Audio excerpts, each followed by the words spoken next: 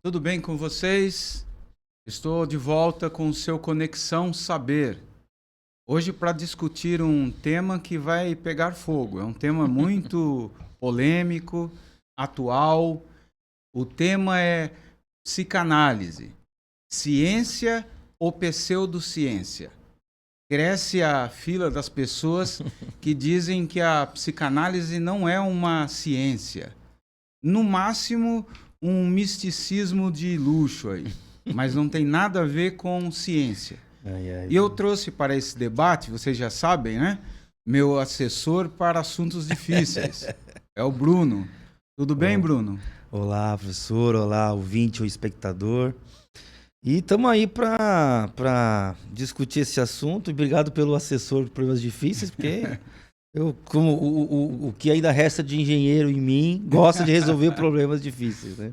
É isso aí. Mas o assunto é interessantíssimo, né? Dificilmente esgotaríamos ele em 1 hora, né? Até falei, vamos marcar 2 horas de programa, mas acho que não vai rolar. É verdade. Né? Mas é um ótimo início, né? Que seja pelo menos um ótimo pontapé inicial, porque o assunto é interessante e tem implicações muito legais, né? Acerca dessa dúvida aí se a psicanálise é ou não ciência, se é ou não pseudociência e por aí vai, né? Isso, legal.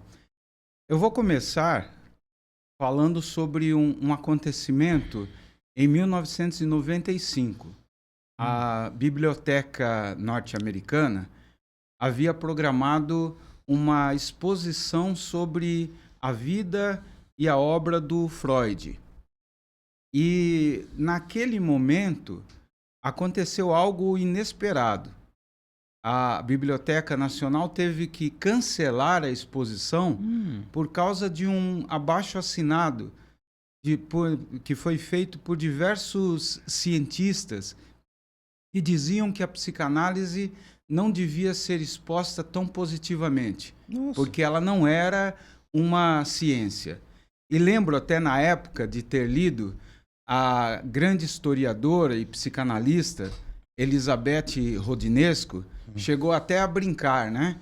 Parece que Freud ainda continua sexualmente transmissível. E isso foi bem interessante, mostrando que a partir da década de 80, 90, houve uma espécie de orquestração de um campo, né, de uma área específica das ciências contra a psicanálise. E nós vamos debater talvez até os motivos inconscientes ou mais profundos para esse tipo de embate.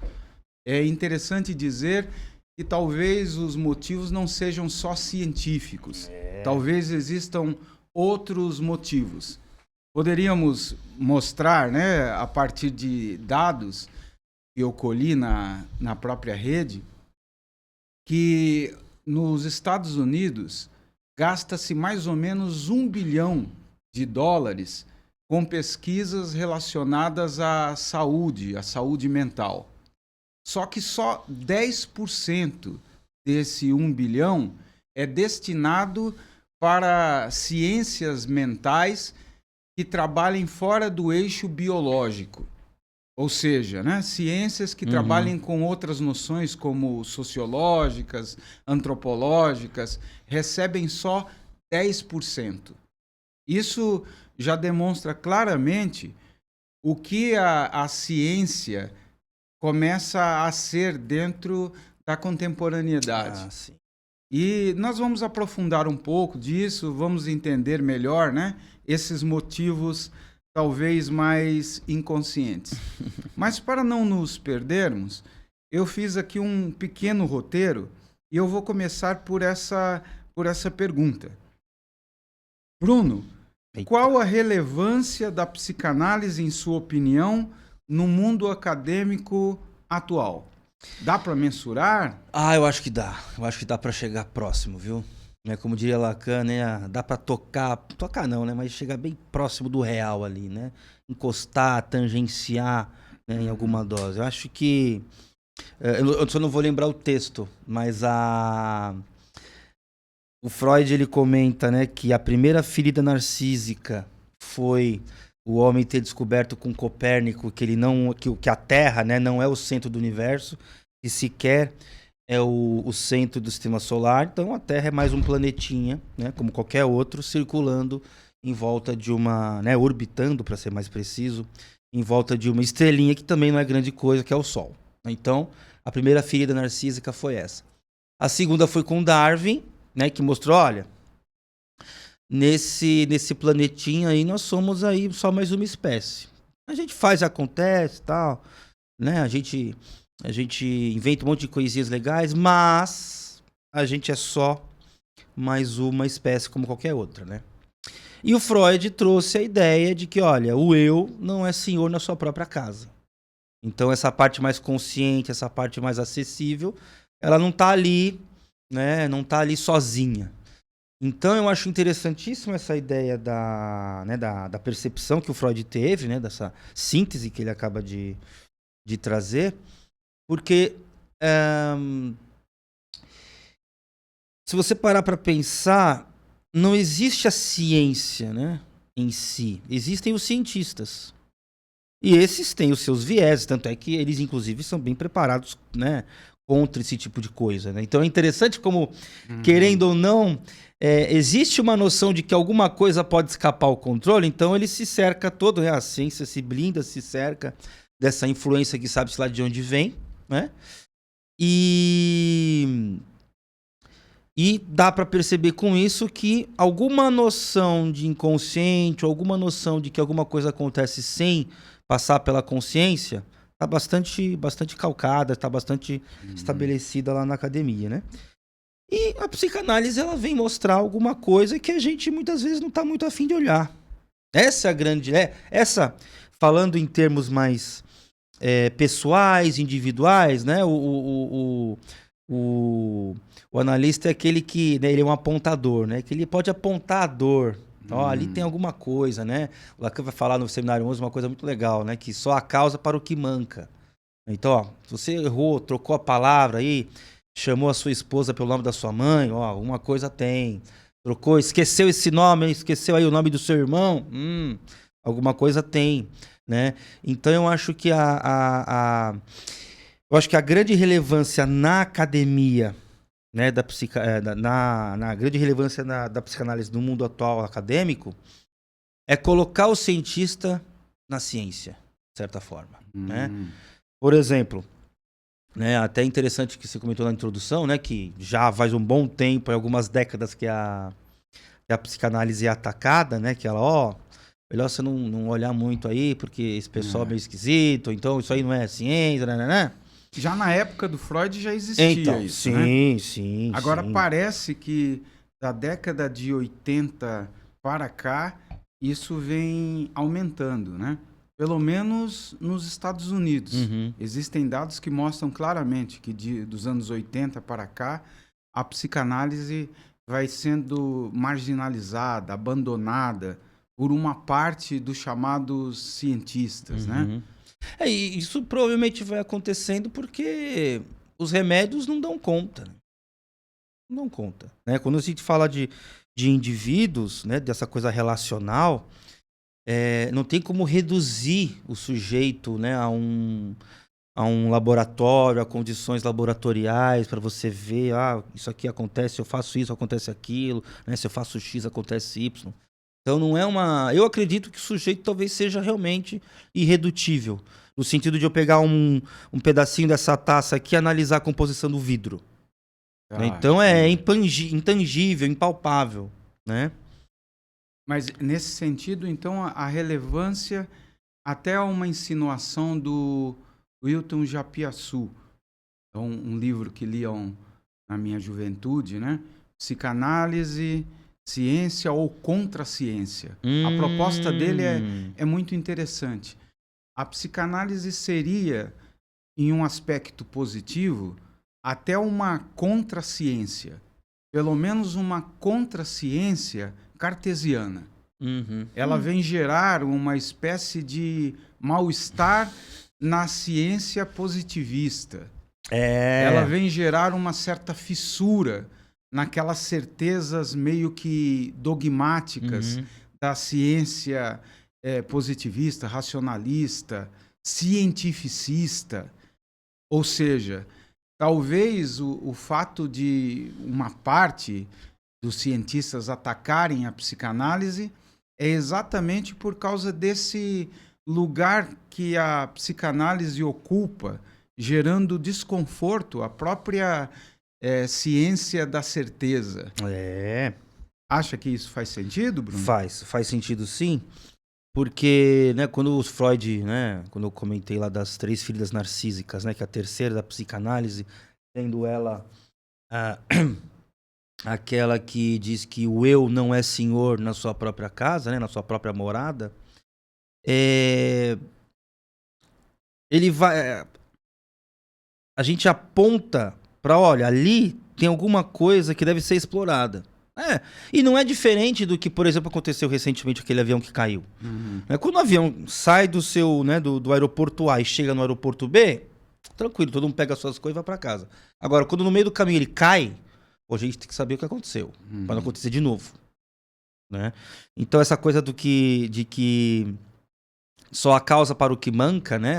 Só a causa para o que mancha, né? Só a causa para aquilo que falta é bastante característico da psicanálise. E aí ele fala assim, olha, como eu estava comentando, né? Se desde aquela época já se ataca, né? Desde os primeiros escritos do Freud, pessoas vão atacar mesmo e faz parte, né? Mas qualquer um pode escrever qualquer bobagem acerca de qualquer assunto, né? E não seria diferente com a psicanálise. Agora, o interessante é colocar, né, por exemplo, né, teve uma autora que escreveu recentemente aí, né, colocou a psicanálise junto com outras bobagens, né, segundo ela. Quem é essa pessoa?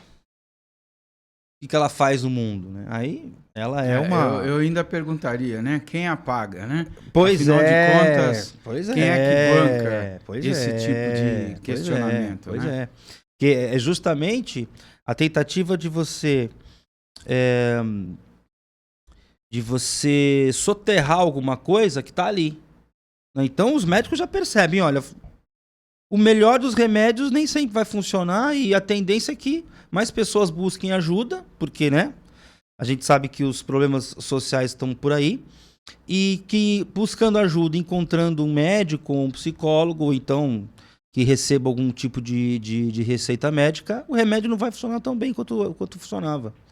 Então, né, lembrando da autora, né, ela faz parte do conselho de uma grande farmacêutica. Então, até eu colhi um dado que eu achei interessantíssimo, né?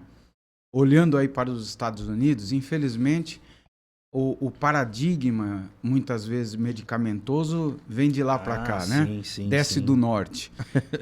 E eu colhi aqui um dado, até o ano de 1987, se gastava 80 milhões em medicamentos nos Estados Unidos. A partir de 2015, chegando a 2015, esse valor de 800 milhões, de 80 milhões, foi para 40 bilhões. Nossa. Saltou de 80 milhões para 40 bilhões. Então, na verdade, a indústria da doença e da cura é algo próximo a um cartel da máfia ou coisa parecida. E há quem diga que é isso mesmo. E muitas pessoas são pagas para sustentar um paradigma que vá contra essa visão mais humana do ser humano. Porque esse é um elemento interessante. A psicanálise pensa o sujeito a partir da sua subjetividade. Não é uma coisa fácil de estudar, de tratar, porque a subjetividade é uma coisa invisível. Mas, na verdade, não existe coisa que possa determinar melhor o que é humano do que a subjetividade. Só que tratar a subjetividade talvez não seja tão interessante para a indústria farmacêutica que fatura aí mais de 40 bilhões, né, ao ano. Então é interessante perceber que o questionamento provavelmente não é só teórico, não é só científico. Eu lembro que lá pelo ano 2000, essa revista impactou bastante, né? Legal. Essa revista super interessante, nem sei se existe mais, mas era uma revista que na época eu lia bastante e traz como pergunta o fim da psicanálise. Será que alguém, incluindo você, ainda precisa de Freud? E aí, a partir, né, desse ano 2000, foi cada vez maior a propaganda contrária à psicanálise. Eu lembro bem de como isso foi se orquestrando, se organizando. Na época, eu lia uma revista, gostava bastante de uma revista, eu colecionava, a revista Viver Psicologia, que era uma revista muito boa na época. Grande parte dos articulistas eram psicanalistas. Particularmente gostava muito de um indivíduo chamado Alberto Goldin, Já ouvi falar. né, que sempre escrevia na revista. Mas a partir da década de 90, mais especificamente do ano 2000 em diante, a revista foi comprada por uma agência americana que foi lentamente apagando o nome Viver Psicologia e foi fixando o nome Mente e Cérebro. Olha aí. E isso foi um processo longo de apagamento dos chamados psicanalistas. Eu percebi, né, que praticamente os psicanalistas perderam o seu trabalho ali na revista e começaram a concorrer com neurocientistas. Com o tempo, a revista Mente e Cérebro só trazia artigos desses neurocientistas, nada mais ligado à psicanálise. Então, com isso, eu estou querendo mostrar como o processo de contra-propaganda, de apagamento, vai se fazendo. A questão aí não é bem o embate teórico, científico. É o fato de desacreditar, de fazer com que aquilo que antes, né, tinha um certo status científico, mas não rendia, seja lentamente substituído por algo mais rentável. Essa é uma experiência que percebi em loco porque colecionava todas essas revistas, né? E percebi como essa visão maquinal, visão cerebral, ligada só ao corpo, vai lentamente solapando o ponto de vista psicanalítico, o ponto de vista mais filosófico, mais subjetivista, vai sendo lentamente abandonado para dar campo a essa parte medicamentosa. Você pensou em alguma coisa próxima a isso também, Bruno? Sim. Acho que uma palavra que eu acredito até sintetizar bem essa ideia é que a psicanálise, principalmente com Freud, né, ela tá olhando muito mais a relação que as pessoas têm. Então, veja, se tem relação, tem pelo menos dois. Então já não dá para reduzir isso como querem os cientistas. Ou então, não é como querem, né? É que de fato, não, pega, como eu falei, você pega um pedaço dessa taça e dá para você isolar a molécula, o que tem, o que não tem, né? Que nem a composição da água, tem tanto disso, tanto daquilo. Então dá para você fazer com essas coisas. Agora, como o sujeito não é uma coisa, né? Abordagens hoje mais lacanianas vão dizer que, olha, o sujeito, né, o inconsciente, ele só vai aparecer na análise, né, na cena analítica. Eu confesso que eu tenho mesmo confiança com essa visão, né? Porque também, se fosse assim, não teria acontecido a psicanálise. Né? Mas é interessante porque, olha, é na relação, na transferência. Né? Então o diagnóstico, né, se porventura o psicanalista está buscando isso, ele vai só se dar, né, na transferência, o que eu acho bastante plausível, né? Mas o importante é colocar, né, que a psicanálise coloca diretamente, fala assim, olha, tem uma pessoa ali, não é em abstrato, e nem inclusive os psicanalistas também não são, né? Então tem uma pessoa ali, vai ter um viés para lá ou para cá, independentemente, né? E ela coloca diretamente essa influência. Ó, tomem cuidado, né? Tomem cuidado, porque a gente pode estar, né? Aquela autoridade do cientista que tem que ser respeitada, eventualmente pode nos levar para um lugar que talvez não deveríamos ir. Acredito até que pode se levantar a questão do próprio cientista ou da própria ciência, né? Quando nós falamos de ciência, parece que ciência é um ente. Ah, sim. Uma coisa muito objetiva, concreta. E do século XX para cá, dentro da própria filosofia, eu gosto muito de um filósofo chamado Karl Jaspers, um filósofo da epistemologia, do existencialismo. Ele era primeiro cientista, médico, psiquiatra, mas enveredou para o campo da filosofia. Se apaixonou pela filosofia. E escreveu, né, 2 volumes que ainda hoje são muito importantes dentro da psiquiatria, de psicopatologia. Mas ele insere dentro da ideia da psicopatologia a fenomenologia. E aí ele vai dizer uma coisa parecida com o que você disse, né?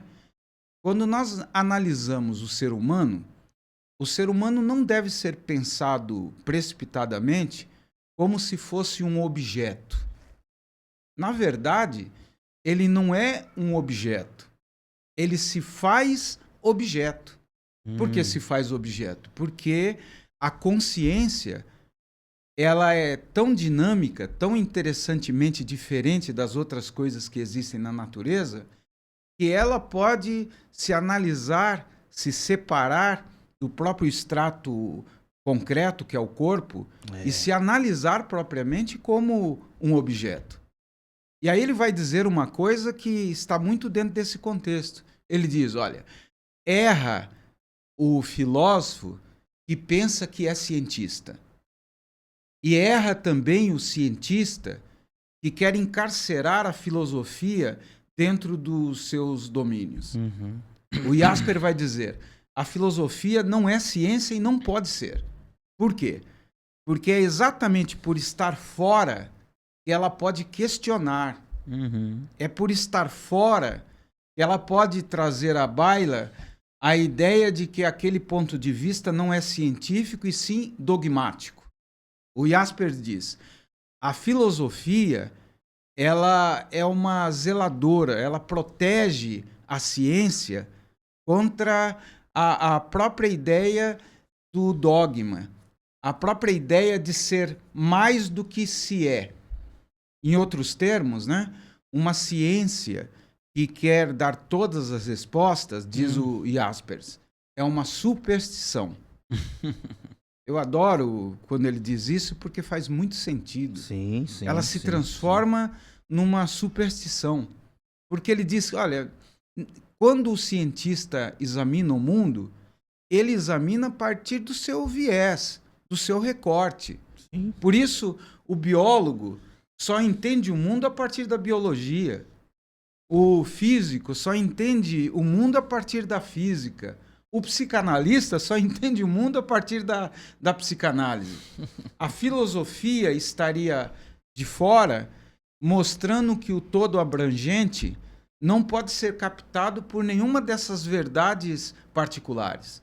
Todas elas são importantes, sim, mas nenhuma delas dá conta desse todo abrangente, desse real, daquilo que está além, né, de qualquer objetivação. Então, nesse sentido, a psicanálise fica muito próxima, né, desse lugar também da filosofia. Sim, sim. Ela vem incomodar, sim, ela vem tirar aquele discurso autoritário, dogmático. Porque quem chama a psicanálise de pseudociência, sem perceber, se torna dogmático acreditando que é o o vigia do mundo. É o policial da ciência. É o fiscal. Né? O fiscal. O que, de uma certa maneira, é um positivismo meio ultrapassado. Sim. Por quê? Porque nós percebemos, né, com o tempo que a ciência não podia e talvez nunca dê conta daquilo que o homem é no seu sentido global. Sim. Quando alguém fala, né, que a psicanálise é uma pseudociência e tal, não sei o quê, eu falo assim, mas você já leu alguma coisa? Tanto de o que é ciência, que também é uma ótima pergunta, que também não se sabe muito bem o que é, que o conceito ele vai avançando no tempo, então sempre tem autores que vão, né, dizer que, por exemplo, o Karl Popper, que é um grande nome desse campo, né, vai dizer, né? vai dizer que o darwinismo não era ciência. Verdade. E esse aí já tá consolidado que é. Mesmo porque que acontece? Você pega uma placa acho que é placa de Petri o nome, né? Põe lá um nutriente, bota lá uns bichinhos. Você vai mexendo ali, fazendo isso, olha, agora vai acontecer tal coisa, ou então, vamos ver o que acontece quando eu fizer tal coisa. Isso dá pra fazer normal. E você percebe, né, nesses experimentos que, os bichinhos lá, né, as bactérias, os fungos, eles vão se comportando como está descrito na teoria, né, do Darwin. Então, tá tranquilo. É só você ver, por exemplo, o que aconteceu na pandemia. Então você vê a cepa você vê o vírus, que originalmente é ele vai, né, entrando nos corpos e replicando, ele vai mudando. Vai mudando. Tanto é que tem vacina que funciona melhor com essa cepa, tem vacina que não funciona tão bem. Então isso aí tá mais do que consolidado. Mas esse autor, esse Popper, ele vai colocar a psicanálise, acho que ele não trata tanto da psicanálise, mas ele vai colocar, por exemplo, o marxismo como uma pseudociência. A psicanálise. Sobra para psicanálise também, né? Bastante. Por quê? Né? Mesma coisa. O Marx vai dizer, diz que não pode ser falsificado os conceitos. Isso. Por isso, não pode ser falseável. Por isso, nesse sentido, não seria uma ciência. Eu até gostaria de provocar essa noção de ciência como sendo sempre ou a física ou a biologia, ciências duras, está também um tanto ultrapassado. É interessante, nós estamos falando aqui da psicanálise porque é o nosso campo, a nossa área. Sim. Mas é importante dizer que na academia, os cientistas das áreas mais naturais dizem que mesmo ciências como sociologia, antropologia, linguística, não são ciências. Por quê? Porque pensava-se no passado que ciência só era essa coisa objetiva. Né? Aquilo que era positivo era científico. Mas eu lembro do Emile Durkheim, um dos pais da sociologia, dizendo, olha, não existe bem ciência e sim ciências, porque cada objeto científico é um. Sim. Você não pode aplicar métodos análogos, né? Ou pelo menos diretamente retirados da biologia ou da física, para analisar as sociedades, para analisar o sujeito social, a ação social. Você vai ter que usar aí um outro paradigma. Você vai ter que criar um paradigma próprio.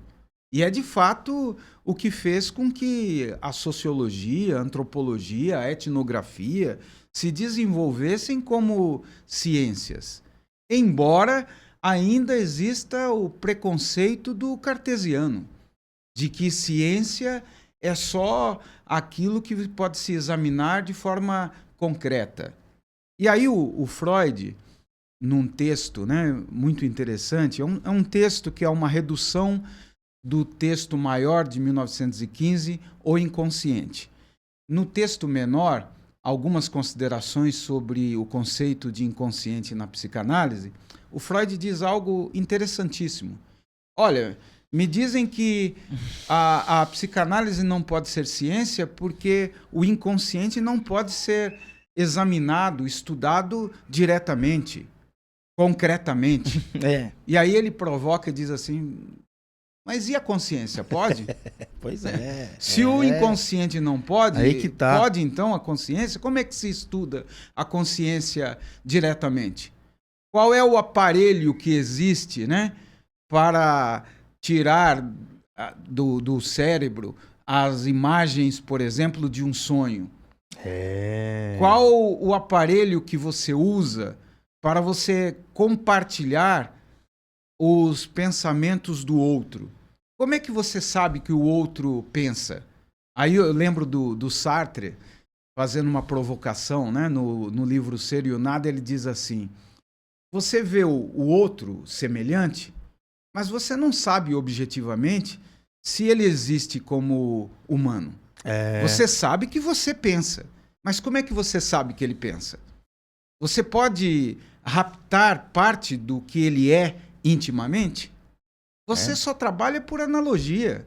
Como você pensa, Sim. você pressupõe que ele também pense. Como você sente dor, quando ele fala de dor de dente, você entende linguisticamente, mais ou menos, né, por analogia, aquilo que você também sente. Mas você não pode viver a vida do outro, a dor do outro, a consciência do outro. Se pensarmos numa ciência, num sentido, né, de ciência dura, de pesquisar objetos, a consciência, então, não é nem objeto. Não há como fazer psicologia, não há como fazer psicanálise, filosofia, porque são disciplinas que estudam exatamente essa parte subjetiva. Sim. Mas cada uma delas tem o seu paradigma. E o fato de ter um paradigma diferente do paradigma das ciências duras não significa, não implica automaticamente de ser uma superstição, uma pseudociência. Eu acredito até que pseudociência é acreditar que a ciência física e biológica dá conta de oferecer todas as respostas, né, para as nossas inquirições existenciais. Isso sim é pseudociência, é elevar a ciência praticamente numa religião, numa seita, né? Uma seita, sim. Não, mas inclusive, essa é um olhar da psicanálise, né? Esse é um olhar da psicanálise, né? Não tá lá o livro, só ler. Né? O pessoal não lê. Psicologia das massas e análise do eu. Né? Então, nesse texto aí, você percebe que não é difícil pra gente, porque a gente meio que funciona assim, alçar qualquer coisa, qualquer pessoa a um lugar de destaque no sentido religioso. Não é difícil. Né? E a psicanálise vem para, né, a psicanálise, o marxismo, né, essas correntes, esses campos de estudo, eles vão apontando alguma coisa que ou nos incomoda individualmente, porque, né, o apontador lá que eu comentei, ou então questiona não o indivíduo, mas a sociedade. Verdade.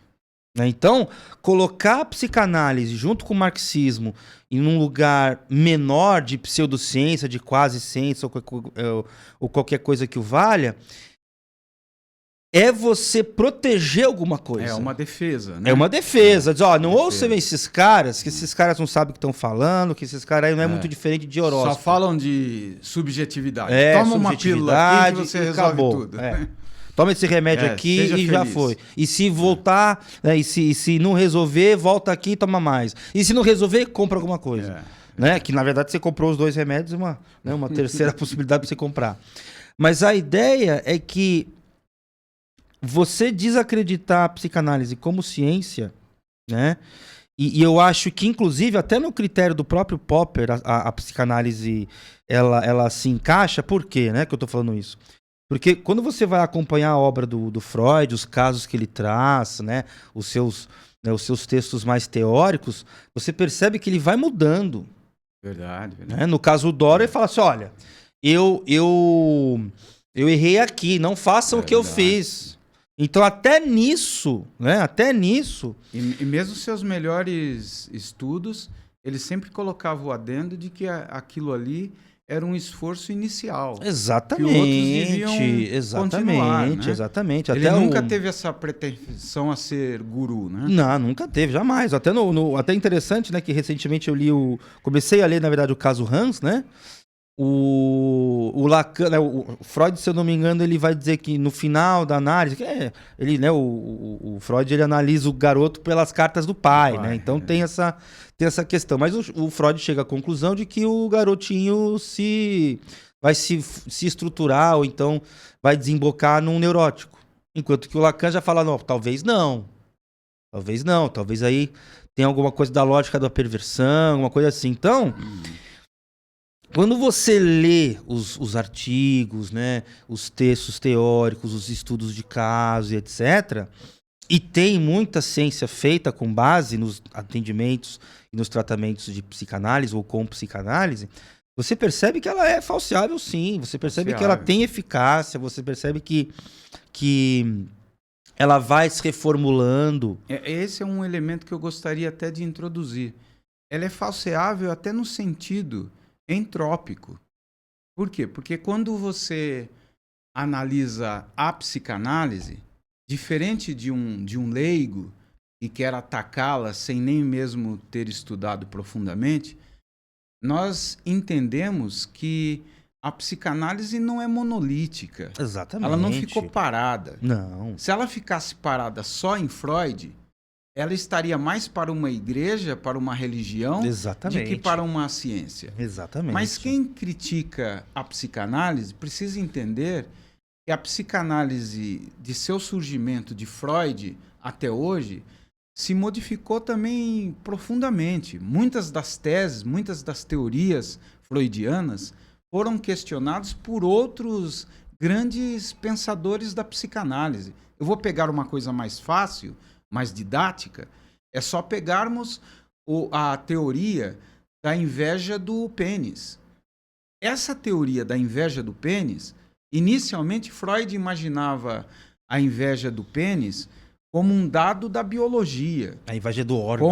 Como uma coisa biológica. A mulher descobria a sua inferioridade e aquilo precipitava a sua própria feminilidade. Ou seja, ela se constituía como mulher aceitando a inferioridade. Lhe faltava aquilo que era perfeito. Já na época do Freud, em 1911, um indivíduo próximo a ele, Alfred Adler, vai questionar isso. Vai dizer nada disso. Essa inveja do pênis pode até existir numa sociedade patriarcal, mas é uma ilusão masculina imposta às mulheres. Não tem nada de biológico aí. E aí ele vai tentar intersecções com a sociologia, com a antropologia. Né? Vai ler o livro O Matriarcado de Bachofen, um alemão que escreveu bastante sobre o matriarcado pré-histórico. E isso fez com que ele questionasse frontalmente, Adler questionasse frontalmente a ideia da inveja do pênis. Que hoje ninguém mais acredita que a inveja do pênis é a inveja de um órgão. Exatamente. Por isso foi até proposto, né, por Lacan, a ideia de uma inveja fálica, por algo mais ligado ao privilégio, ao lugar que o homem ocupa, de que a inveja do órgão sexual. Então vejam, Adorei no frio desaparece, se fosse grande coisa. Pois é. Então é importante entendermos, né, que essa ideia de falsear, criar propriamente um contraponto para fazer com que a ciência psicanalítica avance, já estava presente em germe desde o início da psicanálise. É por isso que dissidentes como Jung, Adler, mesmo a escola culturalista, que vai procurar um imbricamento maior entre antropologia, sociologia, etnologia e psicanálise, construíram um paradigma muito vigoroso, muito interessante. Então, para dizer que a psicanálise é uma pseudociência, o indivíduo deve conhecer um pouco mais do que Freud. Uhum. Deve conhecer um pouco mais do que os primeiros escritos. Uhum. Toda ciência é assim, ela se reinventa. E nesse sentido, a psicanálise não é diferente, não é isso? Jamais, jamais, jamais. Ela tá sem, o Lacan mesmo, ele traz contribuições muito interessantes, né? Porque a época dele, ele vai ter contato com noções atuais, né? De então, da física, da matemática, da linguística, né? Então, se a gente for nos apoiar aí, né, se a gente for se apoiar na cronologia, o Freud vai falecer em 1939, né, enquanto o Lacan vai falecer 40 anos depois. Então, por exemplo, em 37, teve um matemático chamado Kurt Gödel, que fez um trabalho que provava, né, por A mais B, como se diz, que a matemática era inconsistente, incompleta e indecidível. E Lacan já vai incorporar alguma coisa disso nos seus estudos. Não tem que ele vai reformular um monte de coisa. Né? Vai inventar lá, né, o seu... né? as topografias, sim. Né? Que ele vai trazer aí a ideia do objeto pequeno a. Né? Então, essa busca, ela é incessante e está aí desde Descartes. Eu ia dizer isso, né? Eu vou provocar. Acho até que Lacan faz uma releitura do que já estava presente na filosofia. Em Sim, Kant, em alguma dose, nós sim. já percebemos a ideia de númeno. O Jaspers, ao invés da ideia de real, ele trabalhará com o englobante, o todo abrangente, mas é exatamente a ideia de algo que nos escapa. Sim. Algo que vai além sim. da nossa finitude científica. E acredito que até isso que vai além é o verdadeiro mote da ciência. Quando a ciência é pensada como uma coisa muito acabada, ela se transforma mesmo num dogma, né? Sim, sim. É muito interessante, por exemplo, né? Pra gente não ficar só no Freud e só no Lacan e só nos psicanalistas, visite o texto, o discurso do método do Descartes. Verdade. Né? Porque ele vai consolidar, ele vai fazer 3 grandes obras chamadas a geometria, a dióptrica, que é sobre ótica, e os meteoros. Quando ele apresentou esses textos, o pessoal gostou lá da época, 1600 e pouco, e falou assim, como é que você chegou? É mais ou menos isso, né? Como é que você chegou a essas conclusões? Eu vou escrever um texto. Aí ele fez o discurso do método. E nesse discurso, que é um livro curtinho e é tranquilo de ler, que no meio do caminho o Descartes fala assim, eu detesto escrever, acho tão legal isso. E ele faz isso na geometria, que na geometria é onde ele funda aí, né, e lança as bases da matemática moderna, inclusive. Né, porque a gente não pode falar em matemática antes de Descartes. Eu, pelo menos, não me autorizo a isso. E lá no discurso, ele comenta que ele tinha 4 passos. Né, ele se utilizou de 4 passos para fazer o que ele fez. Então, o primeiro é duvidar, né, aquela coisa do cogito ergo sum, né, duvido, logo sou, tal, né, logo penso, enfim. Ou então penso, logo existo, né. E aí ele vai falar assim, olha, duvide, depois divide, né, no caso de você dividir um grande problema em problemas menores, organize isso de forma a parecer uma coisa mais concreta e depois revise. Então é isso, se você fizer tais passos, você está muito próximo de uma ciência.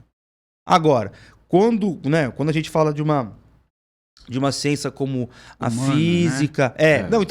Quando a gente fala de uma ciência física, como é a química, a biologia também já começa a vacilar um pouquinho, mas quando a gente pensa nessas ciências duras, nós podemos ter esses quatro passos e, por exemplo, a previsibilidade. Então, se eu misturar 2 átomos de hidrogênio com de oxigênio, tem que dar água. Né? Se eu respeitar as condições e tal, tem que sair dali água. Se não sair, né, se mancar, alguma coisa aconteceu.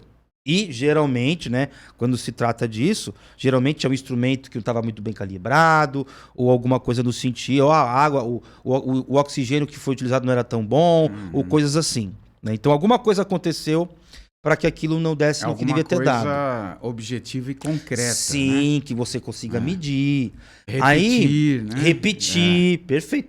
A água tem que ser na indústria aqui no Brasil, né? E tem que ser lá nos Estados Unidos, na Austrália, no Japão. Verdade. Não tem como você né, você encontrar coisas diferentes. E mais uma vez, se você encontrar alguma coisa diferente, alguma coisa deu errado. Né? Não era para ter acontecido. Agora, quando você fala... Tenta aplicar esse mesmo critério... Sociologicamente. As ciências humanas, não dá, a sociedade, né? Não dá. Verdade. Até no sentido psicanalítico, tentar aplicar isso também não na dá. questão da interpretação. E, na verdade, o método psicanalítico se estriba na interpretação. Sim. É a ideia, né, de que aquilo que se mostra não se mostra totalmente. Você pode ir além daquilo que apareceu e entender motivos ocultos. O que é um grande risco, né? É um grande risco. De, por exemplo, o analista colocar coisas dele numa interpretação do paciente. Então, aí entra os elementos subjetivos, né? Sim. A subjetividade do analista, a subjetividade do paciente, a subjetividade da cultura, da sociedade. Ou seja, é muito diferente de você analisar uma célula. Sim. Que todas as vezes que você entrar no laboratório, você vai poder vê-la. Será que você pode trazer concretamente um sonho para um consultório? Será Como é que você faz isso? Será que contando, às vezes, na mesma sessão, o mesmo sonho, ele vai ser contado da mesma forma? Da mesma forma, da mesma maneira. Verdade. É irrepetível. É, verdade. Né? Então eu particularmente gosto dessa, até por isso que eu mencionei o Gödel, né? Porque eu gosto bastante de matemática, tenho ali os meus restos de engenheiro ainda, né? e agora tem aí a presença mais do matemático, se assim podemos dizer. Eu gosto muito dessa ideia do Gödel, porque ele prova que, né, a matemática ela é inconsistente, é indecidível e incompleta, né? E se você parar para pensar, a psicanálise como sendo uma ciência, vamos dizer assim, eu gosto de dizer que é uma ciência, se for uma ciência, Lacan se faz essa pergunta no Seminário 11, justamente porque ele está ali às voltas com a expulsão dele da IPA, né, que é uma sociedade que foi se consolidando a partir de Freud, né? Então ele foi expulso, né? Ele foi escanteado ali e ele se pergunta, isso aqui é uma ciência... O que ele chama de excomunhão, né? Isso aqui é uma seita. O que está acontecendo aqui? Porque ele tinha ideias novas, tinha lá um jeito dele e não foi muito bem recebido por um corpo já consolidado, uma instituição já consolidada. Então ele faz esse questionamento e quando ele responde, ele tenta ali responder, ele fala assim, olha, se for ciência, eu tenho que estruturar bem o inconsciente. Então a química tem os seus objetos. São as substâncias, são os elementos. A física tem as suas equações, as suas dinâmicas, etc. Então, o que temos como psicanalistas? Tem o inconsciente. Mas o que é o inconsciente? Né? É por isso que costumo usar o termo metaciência. Acredito que a psicanálise se faz mais como uma metaciência do que propriamente como uma ciência. Não meta no sentido de superação e anulação daquilo que existia antes. Não é isso. Mas ela é meta porque ela traz um paradigma novo. É exatamente esse paradigma da subjetividade. Eu lembro de um escritor, Laurence Lechamp, ele fala, é um físico, né? E ele dizia, olha, quando você estuda sociologia, ciências humanas, você não pode usar o mesmo paradigma, porque você não pode levar um indivíduo para o laboratório e pedir que ele se apaixone para que você possa estudar a paixão. Pois é. Não há como fazer isso. Não há. Então é importante ter em mente que essas pesquisas de laboratório que usa o sujeito, né, como sendo o objeto, na verdade não estudam o sujeito em loco. Se estuda mais o conceito do que se pensa, né, sobre o sujeito do que propriamente o sujeito. É muito importante ter em mente, né, que a psicanálise como essa metaciência estaria um pouco além dessas exigências, desses critérios de objetividade. Exatamente porque se ela for estudada como uma ciência presa a esse paradigma da objetividade, ela não será nada mais do que uma ciência inferior e talvez, né, subalterna à própria biologia. Não existiria, num sentido mais amplo, uma coisa diferente da biologia. E a psicanálise não é essa biologia pensada para o psiquismo. A psicanálise traz a lume um paradigma novo que trabalha a hipótese de um ser que sempre estará se transformando, mudando, nos diferentes momentos em que é examinado. Exatamente porque a sua subjetividade não pode ficar parada esperando o critério do cientista, né? Exatamente. Como dizia um antigo professor meu, ele dizia o seguinte: quando nós falamos em ciência, nós temos que entender que a ciência tem que se adaptar à natureza. Não é a natureza que tem que se adaptar às nossas teorias. Uma das questões interessantes do Freud, né, quando ele fala lá que ele vai ali, não sintetizar, mas ele dá ali um acréscimo à ideia do Édipo, né? Ele fala assim, olha, tenho percebido, né? Se não me engano, o texto os títulos sempre foram muito bons, né? Sempre são muito bons do Freud, né? Se eu não me engano, é uma escolha curiosa de parceiros e parceiras em alguns homens. Eu não lembro exatamente como é que é o título, mas é ali que contribuição à psicologia do amor, né? Sim, tá ali no meio, desse compêndio aí. É isso aí.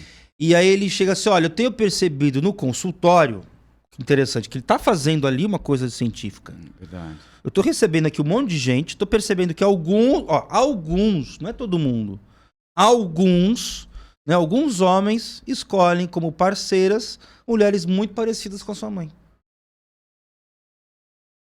É o conceito de anáclise, né? Isso. Até na introdução ao narcisismo vai comentar ali dos tipos de amor. Isso é muito interessante. Escolha, né? E veja, isso é uma outra coisa da ciência, né? Que é o reconhecimento de padrões. Verdade. Então, tem alguma coisa acontecendo. Percebo tal coisa. A gente não pode falar, por exemplo, de psicose, de neurose e de perversão, e hoje em dia há quem diga que também tem o autismo, né? Pensando aí nos moldes mais lacanianos com as estruturas. A gente não pode pensar nessas 4 estruturas, ou então nessas 3 estruturas, se a gente não perceber que tem pessoas que partilham pelo menos uma coisa em comum. Então os neuróticos têm pelo menos uma coisa em comum, os psicóticos têm pelo menos uma coisa em comum e os perversos têm pelo menos uma coisa em comum. Tem algum traço que repete. Que os define, né? De uma que forma os define. Pra cá é neurose, pra cá, né? Bom, aí esse pra cá ou não já também tem uma questão mais desenvolvimentista que também é um tanto quanto problemática. Mas a ideia é, percebo que, pelo menos, pra dizer, por exemplo, que o fulano é neurótico, isso aqui aconteceu. Legal. Então isso também, né? Como é que eu sei, né? Newton, lembrando de Newton aqui. Como é que eu sei que a gravidade tá aí? Putz, porque tem um monte de satélites num planetinha e tem um monte de planetinha em volta de uma estrela que em alguma dose não é tão diferente assim, né? A estrutura se mantém, né? A galáxia circulando, né, em volta de um buraco negro. Parece que todas as galáxias têm isso, né?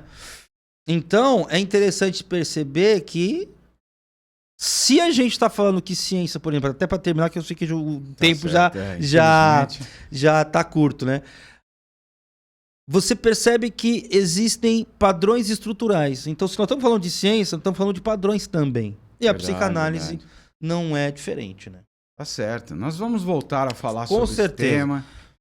Acredito certeza. que é um tema interessantíssimo e precisa, né, ser pesquisado mais profundamente. Temos que oferecer uma resposta. Será que ela é ciência ou pseudociência? Exatamente. Ou será que é arte? Isso nós vamos deixar por um outro momento. Gente, a gente nem olhou direito o roteiro aqui. É isso aí. Tá bom, gente. Muito obrigado por vocês ficarem conosco até agora. Eu vou pedir para vocês deixarem aí os comentários. Os likes. Deixa o seu like. Os dislikes também, que são importantes. Também. Se você achar que foi muito mancada, põe dislike. Compartilhe o conteúdo. Chame outras pessoas para participarem do nosso canal. É isso aí. Eu vou pedir então para o Bruno se despedir. Eu adorei o papo, Bruno. Como sempre, muito bom. Obrigadão, professor, amigo. E vamos pro próximo programa, porque, olha, esse assunto aqui são horas e horas e horas de conteúdo. Isso. Então, Logo obrigado pela voltaremos participação. com outro programa falando sobre esse voltaremos. tema. Freud, o retorno. Tchau, gente. Tchau. Obrigado.